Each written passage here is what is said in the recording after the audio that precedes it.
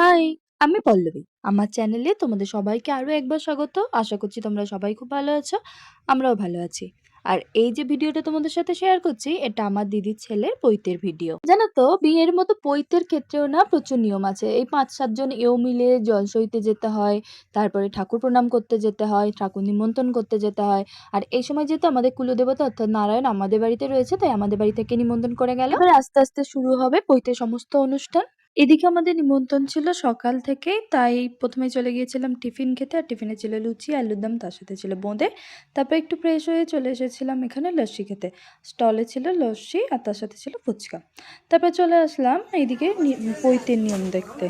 আর সকাল থেকে যেহেতু আমি উপস্থিত ছিলাম না, তাই বাকি নিয়মগুলো তো প্রথম থেকে দেখতে পাইনি। তবে আমি এসে দেখলাম যেখানে ভিক্ষে দেওয়া চলছে। আর ভিক্ষে দেওয়ার নিয়ম হলো যে মা সবার প্রথমে ভিক্ষা দেবে, তারপরে একা একে গ্রামের বাকি যারা ভিক্ষা দিতে ইচ্ছুক তারা ভিক্ষা দেবে। আর ভিক্ষা দেওয়ার পরে ব্রহ্মচারীকে প্রণামও করতে হবে। তো পরপর করে তারপরে চলতে লাগলো পৈতের অনুষ্ঠান। পৈতের নানা রকম নিয়ম পালন হতে লাগলো। আর বেশ অনেকটাই নিয়ম আছে, অনেকক্ষণ ধরে হোমযজ্ঞ চলছে। আর বেশ গরম পড়েছে, তার সাথে যেহেতু হোমের আগুন জ্বলছে তাই এতটাই গরম যে বসে বসে ঘেমে নেই একেকবার। আর এখন এই যে নিয়মটা দেখছো, এইটা বেশ ইন্টারেস্টিং একটা নিয়ম। মানে ৩ পা ফেলে ৪ নম্বর পা ফেলার আগেই মা পিছন দিক থেকে টেনে নেবে যে তোমায় আমি ঘর সংসার করে দেবো বলে। তো শোনা মতে যে বাবা লোকনাথ নাকি ৪ নম্বর পা ফেলে বেরিয়ে গিয়েছিলেন, তাই তিনি ব্রহ্মচারী হয়েছেন। মানে ৪ নম্বর পা ফেলে দিলে তখন ব্রহ্মচারী হয়ে যাবে।